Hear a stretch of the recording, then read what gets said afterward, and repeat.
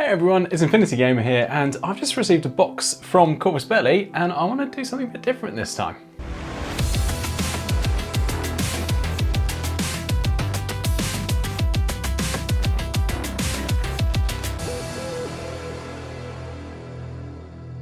So this box here is for some goodies. It's the June releases from Corvus Belli. Super excited to have them because there's a few profiles in here that I'm really pumped about, but also it's going to give me an opportunity to maybe do something slightly different for you guys. So what I'm going to do is talk about some of these releases, but I'm also going to be assembling some of these releases at the same time, so that you've got something to watch either way whilst also listening to my rambling.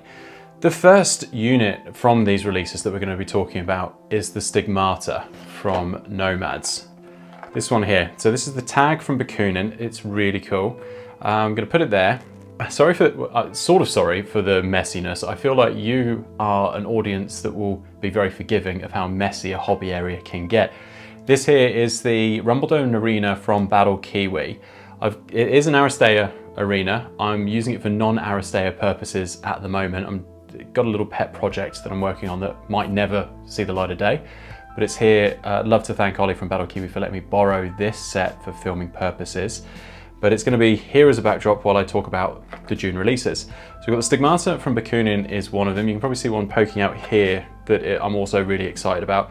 This is the Stigmata expansion pack alpha with the Sarko, Wild Parrot and the Sekudroid, which are great new profiles for Stigmata. I've spoken about them in a previous video and we'll link to that for you to be able to have a look at, but these are the actual models for that. This is going to be the one that you're watching being assembled right now, is the Stigmata, and then that's going to be followed by an assembly of these guys. But there's a couple of other ones in the June releases that I'm really excited about and we'll talk about during this video while you're watching others get assembled. So the first one here is the Rodoks armed in position detachment for the Morat aggression force, which I am collecting. I do have back there.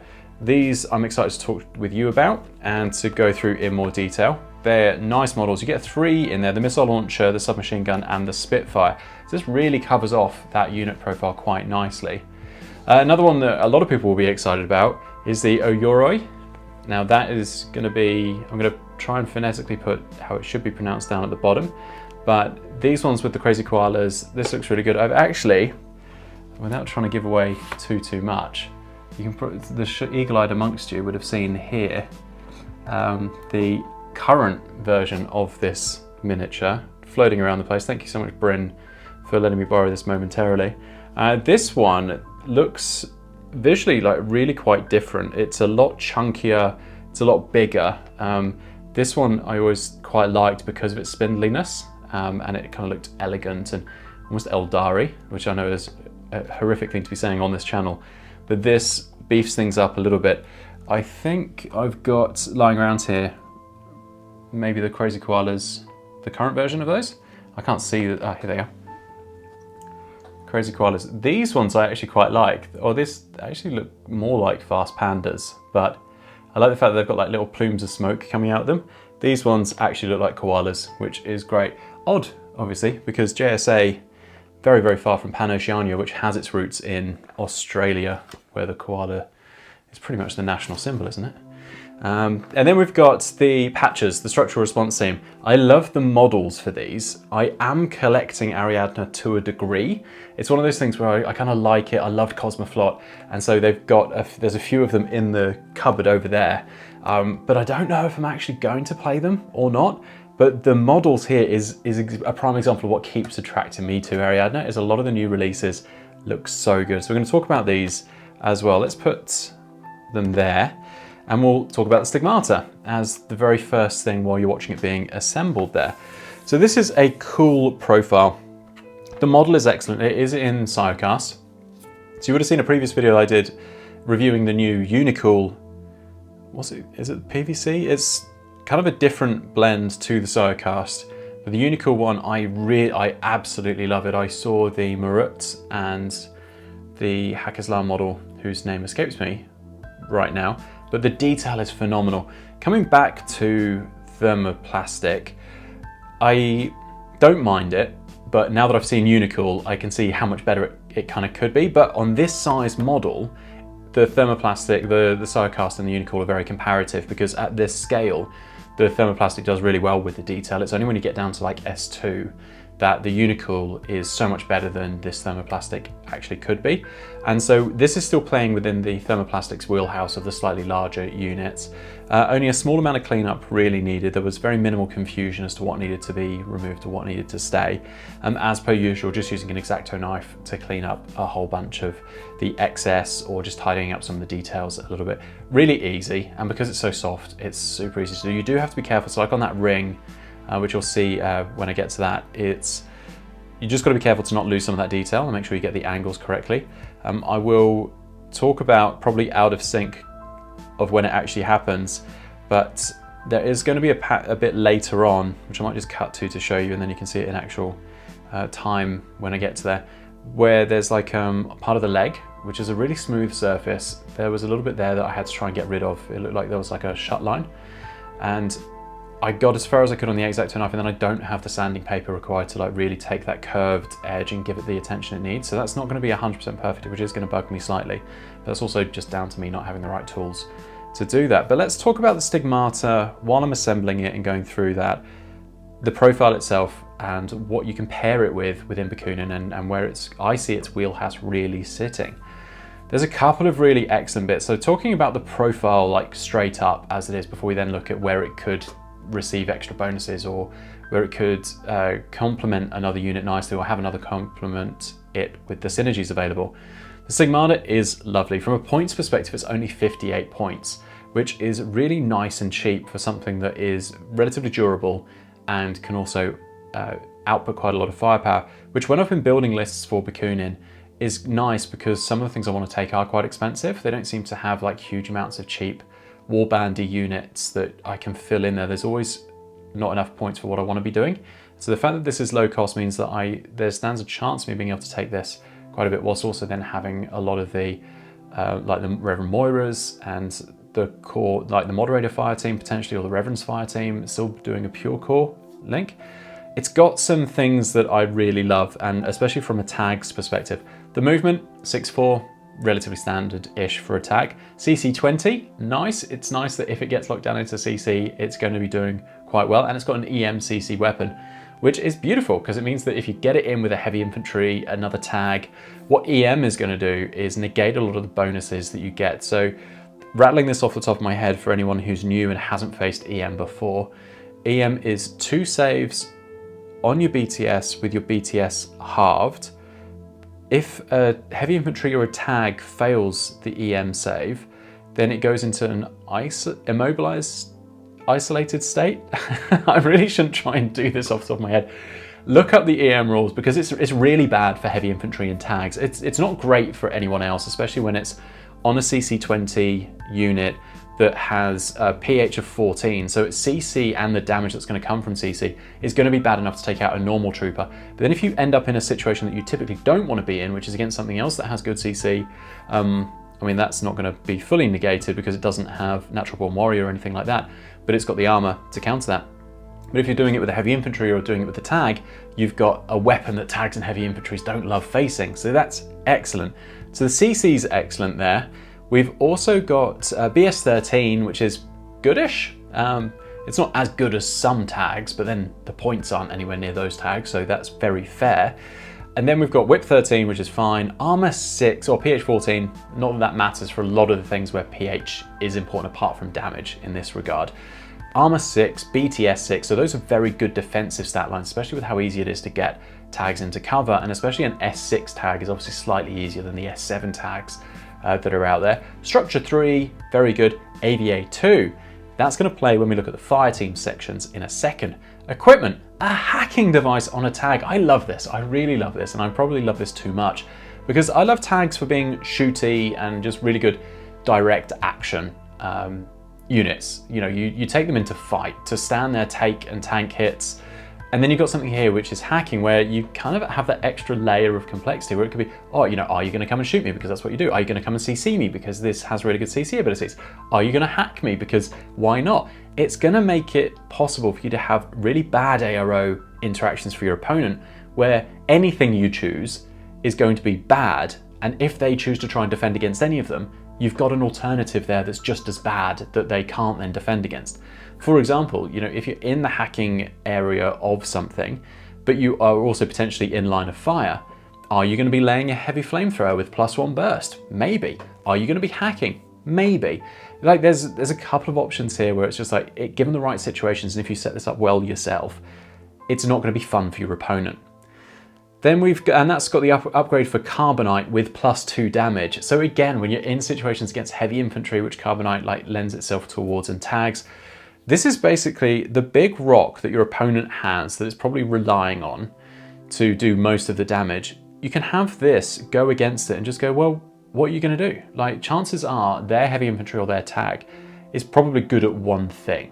And by that I mean it's probably shooting, it's probably CC. It might be Achilles, it might be Hector. So they're good at CC, they're good at shooting, they've got good armor if they're heavy infantry.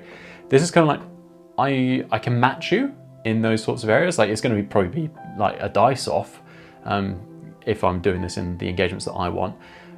Or I could be hacking you, which you're probably not expecting, and either way I'm hopefully going to be able to choose a bad arrow. So I do like this, especially the +2 damage on the Carbonite. ECM guided -6 for all of those people that are out there saying, you know, guided missiles are broken. Well, you know, you've got some things out there that have ECM guided -6, and this is one of them. And ECM hacker -3, which is nice because if you are going forward with this and you're going into a hacking situation, you want that hacking protection back, and that has this. ECM hacker -3 effect kind of works like Timbot, but isn't shared in a fire team, which is important for the fire team constructs that you have for the Stigmata. We then have some special skills, nothing out of the ordinary with remote presence, tactical awareness, even religious troop, immunity to shocks, very normal. BS attack +1 damage, great fun. Again, when you're doing like a heavy flamethrower or a heavy rocket launcher and you're adding an extra bit of BS, great. And then we've got the very standards dodge at PH 11 and gizmo kit at PH 11. So a lot of those special skills aren't that special, but then the specialness is in the equipment, it's in the stat lines, and it's in the fact that you've got a heavy flamethrower and you've got a heavy rocket launcher. The heavy flamethrower gives you decent distance up to around 11 to 12 inches of range. It's +1 burst, so you're laying 2 templates. Great if you get into a situation where you can do 2 in different directions potentially. I mean, laying 2 on the same target doesn't really matter, because if they pass their dodge, if they, you know, knew that you were going to heavy flamethrower and there was no risk of hacking or anything like that, then they just pass the dodge and they avoid both of those templates. So great if you can split your heavy flamethrowers, give people some bad choices. That would be quite nice. Then we've got, yeah, heavy rocket launcher there. Now, one of the things I do like about the Stigmata is not just how it could perform on its own, because it has that potential to be quite useful on its own, but it can be paired with a few things that could make it even better. So one of the options is in the armored fire team, you can have the Stigmaton. That's got a max of 2, and we know the AVA is 2. So could you take 2 Stigmata of the observances and run them kind of in parallel of each other? Of course you could. And that could be amazing fun. Yes, you're using up 116 points to do that and 3 of your SWC, but what couldn't they face? You know, you're running around with 2 burst, 2 heavy flamethrowers. The order efficiency is excellent because they've both got tactical awareness, they've both got a regular order, and if you're duoing, you can use the tactical awarenesses and obviously the regular orders to move them. So you've potentially got 4 orders to just spend within that duo if you don't want to share those regular orders elsewhere. But worst case scenario, you've got tactical awareness orders that can only really be used on those 2. You've then got hacking efficiencies. You know, you could actually, I mean, you wouldn't be able to hack with both of them at the same time. I mean, that would be horrible anyway. You could get them both into CC to increase the attacks that you've got. Yeah, in ARO, it could be more annoying to have those 2 road blocking because they'd be harder to remove. So 2 Stigmatons is possible. But we've then got the Orphan that is layered into that fire team. So I've got the profile here for the Orphan. Nothing, again, exceptional on its own, but when you think about potentially duoing it with a Stigmaton, then it could be really nice. We have low cost options here. So ranging from 14 points for the SMG all the way up to 26 points for the Orphan with MSV2 multi-marksman rifle, which is an exciting option. Has mimetism -3, has stealth, has religious. Otherwise, everything's fairly normal. BS 12, nothing really exceptional there. Armor 2 is quite nice on a low point model that also has mimetism, could survive a bit better than normal. But the profile in here that I think pairs really nicely with the Stigmatan is either of the engineer options. So both of those are fine because they come with the gizmo kits, they come with the engineer. There's an 18-point option if you're really struggling for points, but the one I really like is the 23-point repeater, because you can use that with the Stigmata to hack through the Orphan through certain scenarios. You know, obviously you've got to be within 8 inches if you're within a fire team together. You can move together, great efficiency there of orders to move up and into the threat range of something that your opponent has. And then you can use the Orphan to hack through that.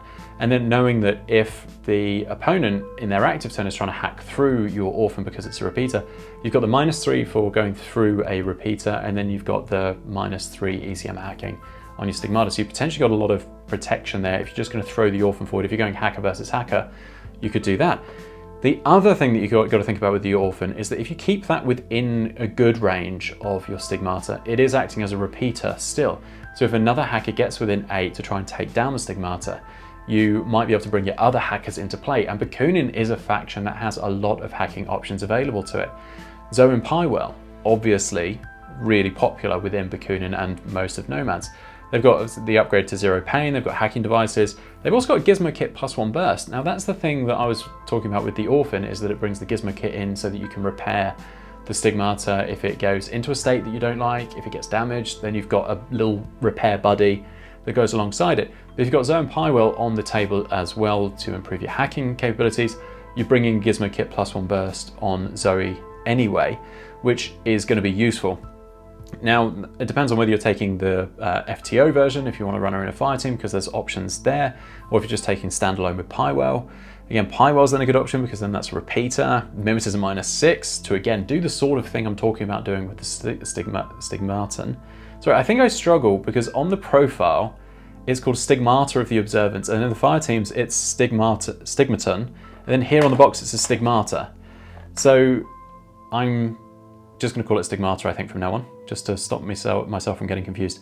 So the same sort of thing I'm talking about doing with the Stigmata and the Orphan of the Observance, which is like run the assist bot forwards, you could do with Pywell very easily. And if you're playing the Stigmata in the same list, you can obviously hack through Pywell to add extra hacking capabilities and start to build like a really good hacking network just with those two. And they complement each other quite nicely, with Zoe coming in and being able to support the Stigmata. Then we've got killer hackers, which you should have in this list if you're going to be running a heavy hacking list. Then obviously having killer hackers is going to be useful too.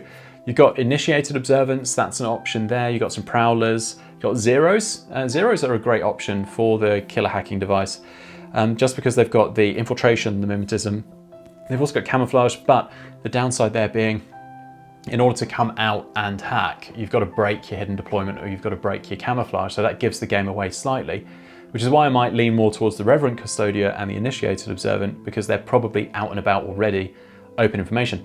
However, going back to the zeros, it might be nice to have it hidden deployment so that the opponent sets themselves up to hack with a killer hacker, and then you pop out and just go, ha! You didn't know that this was here because it wasn't public information at the time. Boom, through my repeater network or through whatever's happened. So that is some really good shell games that you can play with Bakunin. The Stigmata's at the heart of it. It's a cool model as well. There's a really great video out there. If you haven't seen it, I can't link to it, but this is what it will look like in YouTube, and I will link to it in the description below because it's well worth a watch. It is Phelan's Miniatures, and they do a painting the new Nomad Stigmata in the box art colors, and it's a great walkthrough of the techniques used, the outcome. It looks exactly like what is on here. I'm actually going to try and follow it, I think, because I don't usually follow the box arts. My Morats, my military orders, and even my O12 and Sarmada are variations of that, so that I can try and show a different color scheme and go in a different direction. But I love the Bakunin color scheme so much that I think I'm going to follow Phelan's video and try and do it myself as close as they have done it too. My only downside and my only nervousness about that is my Morats use red armor, and so I'm just concerned that that's a lot of red armor, but then also my Eldar was as well because I had the same hand, so it might just be me. So yeah, definitely give that a watch. As I've said, I've linked below. Have a watch of it. It looks like an excellent video, well explained. The techniques, the fundamentals of painting are great. Give that a look. So as I wrap up the assembly of that Stigmata, and we start to get to the end of that and actually glue it all together, ready for priming and painting according to Phelan's video, I'm going to go across to the next assembly lot, but before I do, I'm going to talk a little bit about the Rodoks, because I quite like anything Moratty. Anyone who's been following this channel for the last year at least will know that I've gone hard into Morats. I've really enjoyed playing them. They are a very different playstyle to what I have been used to with O12 and Sarmada and even military orders. They're a lot more aggressive. You don't really need to think, you just need to throw a big unit at a problem and that sorts itself out.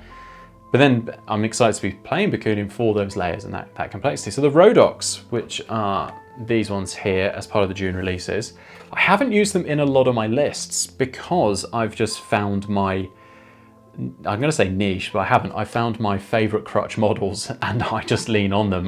You're looking at Yaugat, Kaitok, a whole bunch of things there that, and Kornak, great units. But the Rodoks here, they're worth thinking about. They are good points, you know, looking at what, like early 20s all the way up to 31. They've got Mimetism -3, Super Jump, they've got the Train Jungle, which doesn't get used heaps. Obviously Veteran because they're Morats. Veteran meaning that you don't really suffer from loss of Lieutenant, you don't really suffer from loss of Lieutenant and Retreat. You also can't be isolated, I believe off the top of my head. There's a whole bunch of things that don't affect Veteran units, which just means that if you put yourself in a sticky situation, most Morats are like, it doesn't matter, I can deal with that quite nicely. They have the strategic deployment. That's an interesting one that I haven't used. So that means that if you put the Rodok in in a link team, everyone gets the +8 inches off the top of my head. Not movement, but they get to forward deploy. That's what strategic deployment is. They've got a hacker and they've got a paramedic. These are good options here. Again, I haven't really found the place for them in my Morats lists. So that's why I'm not as familiar with them as I would be others. They do have, I'm just checking because I'm pretty sure they do have Rodok. I thought they had their own fire team. They do, Rodoks fire teams. So, and that's another reason why I haven't used them very much, is because I'm generally using the Morat fire team or the Tarlok fire team and the Hungry's fire teams. And so I wouldn't, even though you can have 2 Harrises in Morats and then 1 core and then unlimited number of duos, I'm already using my 2 Harrises with a Tarlok fire team and the Hungry's fire team. And so I don't have space for another one, and then I'm using a pure core Morats fire team. So you could take 3 Rodoks if you really wanted to. Yeah, I mean, the models are nice, and so I'm actually a bit gutted that I don't have more of a place for them, because I think the models themselves are excellent, but the unit profile itself doesn't fit with the synergies that I've tried to create with most of how I play Morats. But that doesn't mean that they're not worth picking up if you do find that you're using them quite a lot. Having 3 is excellent, obviously, because that's the fire team requirements. So if you're leaning onto it, this is your pre-made fire team ready to go. Jumping a little bit now into the Sarko and the Sekudroid so that we can get to starting to assemble those. Back to metal minis here, which is a treat for some of you. I'm not that fussed about whether it's metal or whether it's not. I actually find that finding the flashings on metal a little bit trickier than I do on the Unicool, or the 1 S2 Unicool model I've seen. And then also thermoplastic, I find it easier to see the imperfections and correct those than I do with metal. There's been so many times where I've built a metal unit, I've primed it, I've gotten halfway through painting it, and it's only when I've gotten into one of the details during my painting that I've then gone, I missed that flashing, and now I'm halfway through my painting and I've got to cut that off and reprime that area. So yeah, I'm not a huge fan of metal generally, to be honest, controversially. I'm excited for when Unicool comes in for all of these, but I do like the weight of metal, obviously. 3 different models in this pack, which play differently. So the Sekudroid is separate in units to the Sarko and the Wild Parrot. Sarko is apparently the pronunciation, even though it reads as Sarko. This is one of the few times where I've actually looked into pronunciation and tried to get it right. The Sarko I love because it's filled a gap in Sarmada and O12 that I didn't even really know existed. And that was the infiltrating camo mimetism-y, like the surprise specialist role. There just really wasn't anything there. There was 1 unit, but it was so expensive and it was very glass cannon-y that I didn't want to do it. Whereas this is a low-cost midfield objection grabber. So I love the objective grabber Sarko. So you got 4 profiles here. You got the mine layer, which I love and I have used. Obviously, mine laying, everyone's favorite parrot. No, that's not true. No, it's shock mines. Then we've got the forward observer, 2 forward observer profiles, 1 with the wild parrot and 1 with the decharges shock mines. And then we've got the Killer Hacker, if I haven't mentioned that already, hacker device. The cheapest one is the Wild Parrot one, actually. So that's really good that they've included the Wild Parrots in this set, because that is the, or I say Wild Parrots, Wild Parrot. Because it is the cheapest, it might get used by most people. So that's really cool of Corvus Belli. The Forward Observer is good as well, because if you just want to throw 20 points into an infiltrating camoed objective crapper, then that's a really easy way to do it. 20 points is easy to find for something that's potentially going to earn you the objective and win you the mission. So Sarko, I love it. The model itself, you're going to take this hesitation as I don't like it. I find it confusing, which isn't, I dislike it. The helmet I love, because I might have a photo of the Raven Eye Officer to bring up there. So the Raven Eye Officer has the same sort of thing where it's got a big head helmet that is daunting from a painting perspective, because that's a lot of blank space that you've got to try and make look cool. And I enjoyed it with the Raven Eye Officer, and I'll probably try and do the same here with the Sarko. But then I find it odd that he's obviously got, or it's got the really big helmet, big armor chest plate, and then it's kind of got like so much soft fabric on it. I don't like soft fabric because I suck at painting it. I love armor. And so the Sekudroid, on the other hand, I've got one bugbear with it, but I'm going to enjoy painting. So the model is slightly confusing. It doesn't also look camouflagey. I know that's such a weird thing to say, but you know, you look at some units and you're just like, yeah, you look sneaky. You know, you've got a cape, you've got a cloak, you look like you're being sneaky. This doesn't. This just looks like it's gone out to repair the hull. And maybe gotten lost and has now disappeared. But regardless, but I also do like the helmet, because that's going to be fun to paint. I do like some of the armor bits, and the model in general is very different to the rest of O12 and Stigmata, which I'm a huge fan of, without going to the level of pirate hats, the blue coat hats, which I know some people love. I'm still on the fence as to whether I like, you know, that in space. Wild Parrot unit is it's just funny and cool. I quite like it. And then you've got the Sekudroid in this pack. So the Sekudroid profile is one worth talking about, because it is also a little bit different to what we have been seeing with Stigmata and O12 up until now. Sekudroid, I've used this before, but I've proxied it, actually using the, not Daverbot, the thing that comes with the Raptor. It's bot thing. That actually worked quite nicely as a proxy. So 360 visor, always useful. Remote presence, nice. Immunity to shock, as per most bots. Mimetism -3, but it's got structure 2, which is quite useful. Good movement. The adhesive launcher or the acrylat cannon are both very good, and it's cheap. It's 20 points. So again, very easy to squeeze that into the fire teams to be using to build up the order pool. And Climbing Plus, which I love having on as many units as possible, and O12 and Stigmata are really leaning into that, which is good. The thing I don't like about it is exactly the same thing that I didn't like about something similar, is the feet. They come as their own little bit, and they come on like the smallest, skinniest bit of the model, and so they're really difficult to glue on, really easy to break, look cool once assembled, but wow, they're fiddly. They're so fiddly. So there's the assembly going on there. Next, we're going to be talking about the Ariadne patches.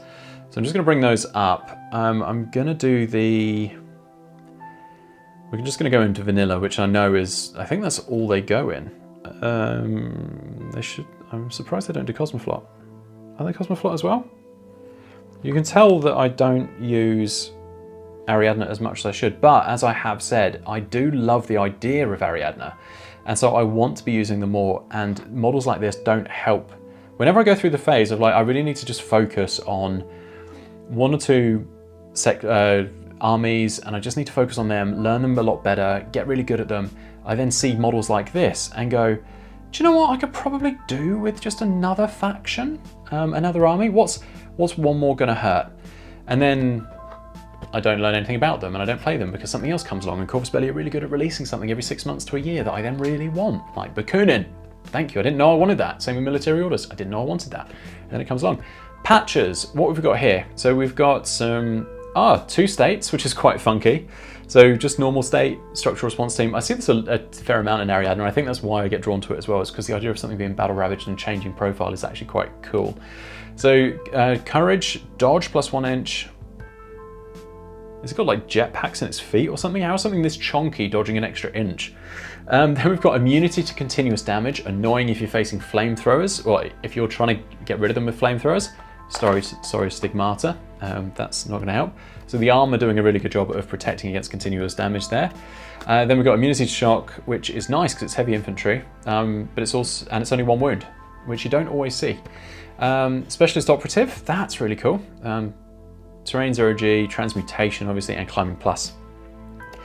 Battle Ravage profile, you lose CC, BS stays the same, PH reduces, Whip reduces, Armor reduces, BTS reduces, everything reduces. It just gets worse.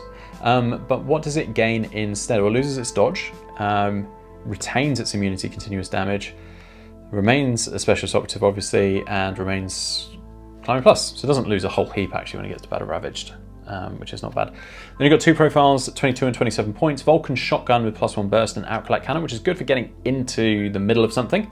And then obviously you don't need to worry about heavy flamethrowers as much, or normal flamethrowers as much with continuous damage. And then it's got its own heavy flamethrower +1 burst. Adhesive launcher, this is the second version, sorry, the 22. So you've got the Vulcan Shotgun at 27 points with +1 burst, and then the Acrylate Cannon at 27 points. APCC weapon, but the CC's average, so you probably would be avoiding that. And then at the 22-point version, the heavy flamethrower +1 burst, adhesive launcher +1 burst, grenades with continuous damage. I think I'd be taking the 22-point version. That sounds like it could wreck shop if you can get it up there. It is only 4/4 move, so it might take a while to get there, but it looks as though it could tank quite a lot of things. Obviously, as per most of Ariadne, one of its biggest weaknesses is hacking, but then it's got BTS 3, so it's actually not half bad for Ariadne. But it's heavy infantry. So Stigmata, interesting. You wouldn't want to take a grenade. You'd want to hack, so stay out of line of fire. You don't really care. You would want to go face to face with almost anything and just messed up fun time.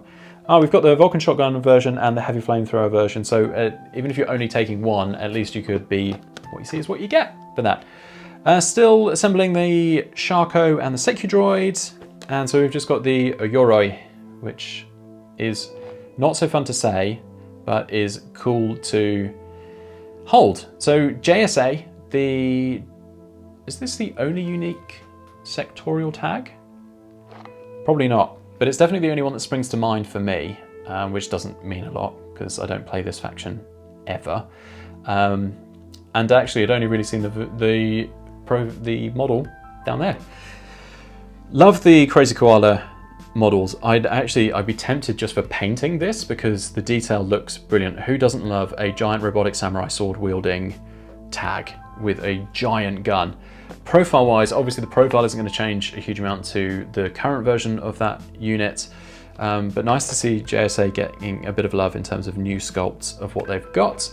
The profile's brilliant. I first looked at this profile a little while for this mini game that I was trying to work out. I love the fact that a tag can come with mine layer Crazy Koalas, because I mean it didn't matter if you're facing other tags like what this whole thing is about, but great for just defending yourself against, you know, hackers that could get close to you. It's a bit more defensive, so yeah, kind of like the idea of that. Martial arts level 2, obviously you wouldn't put a big sword on a model if it doesn't. I'm going to be really super annoying and unprofessional, not that this is ever claimed to be professional. But I'm just going to double check that this is a metal, see, this should be thermoplastic because Corvus Belli and the weight, but Corvus Belli are moving pretty much thermoplastic exclusive. Yep, so we've got thermoplastic, just double checking. Are the Crazy Koalas as well? No, the Crazy Koalas in here are metal. Oh, that's a sword. That sword just looks so cool. Yeah, so that's going to stay in the box. Apologies for whoever ends up with this box. It's now been taken apart. So all of these not all of these minis. I love making it. I start with so many blanket statements and then have to retract halfway through when I realise I'm talking complete nonsense. So when Corvus Belli send these sorts of things across, I obviously try and do content around them. This is the first time I've actually done like a focused release video, and I've enjoyed it. Hopefully you have, but we'll see through the YouTube metrics as to whether everyone's just switched off within 3 seconds. But obviously for the factions that I play regularly and am building up, they get unboxed, assembled, and kept. For the stuff that I don't collect, goes into the prize pool for the tournament that I run. I've run it for 2 years now here in New Zealand, and so they will actually just go into the prize pool for people who make the effort to come to this part of New Zealand and compete, which is really good fun. So yeah, a few of these are going to end up on the shelf, and a few of these are going to end up in a box ready to be given away for free. So thank you, Corvus Belli, for your indirect prize support for our event. Absolutely love the support you give. our events anyway, not just me and my events, but all people who organise tournaments appreciate the support that Corvus Belli give, whether that's just supporting them through mentions, being able to have like such a good ITS system, which makes it easy to run. It takes a lot of the stress out of doing it actually, having a platform that you can easily input all the data and information, have it auto update, organize the next rounds. So it's a great system. Thank you so much, Corvus Belli, for that. And obviously for making it so affordable for us to run these sorts of events. If you don't offer prize support, there's actually no real cost involved. Like, it doesn't cost anything once you've got the little tournament card, which are actually super cheap online.